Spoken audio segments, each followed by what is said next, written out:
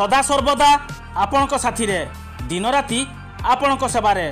राजू अग्रिम ticket booking counter मस्जिद सामना आनंदपुर रोड ठाकुरमुंडा मयूरभंज एठारे कटक भुवनेश्वर दिल्ली कलिकता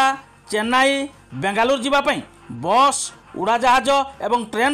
अग्रिम टिकेट मिले जोगाजोग राजू भाई ठाकुरमुंडा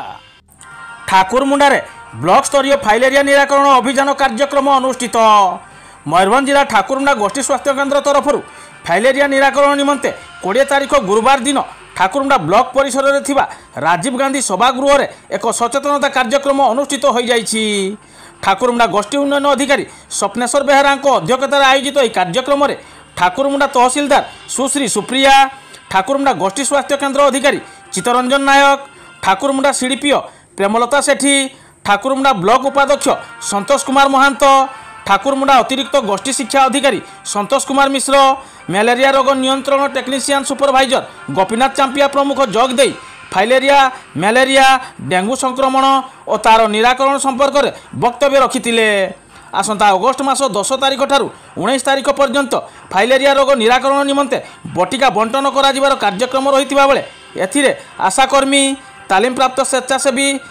सामिल होई घर को घर बुली औषध बंटन करेंगे एवं यही औषध खाइबापी लोक मानक परामर्श देवे। ठाकुरमुंडा ब्लॉक रे मोट 529 जन औषध बंटन कार्यक्रम में सामिल होइचंती। ब्लॉक अंचल में मोट 1,32,373 जन को औषध सेवन निमंते लक्ष्य रखा जाइतिबा नै स्वास्थ्य अधिकारी सूचना देवा सह फाइलेरिया मुक्ति अभियान रे औषध बंटन और सेवन पर्यंत समस्त सहयोग कामना करिसंती। आयोजित कार्यक्रम में जनप्रतिनिधि स्वास्थ्य विभाग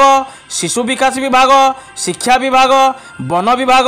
स्वेच्छासेवी संगठन कर्मकर्ता गणमाध्यम प्रतिनिधि मान उपस्थित थिले।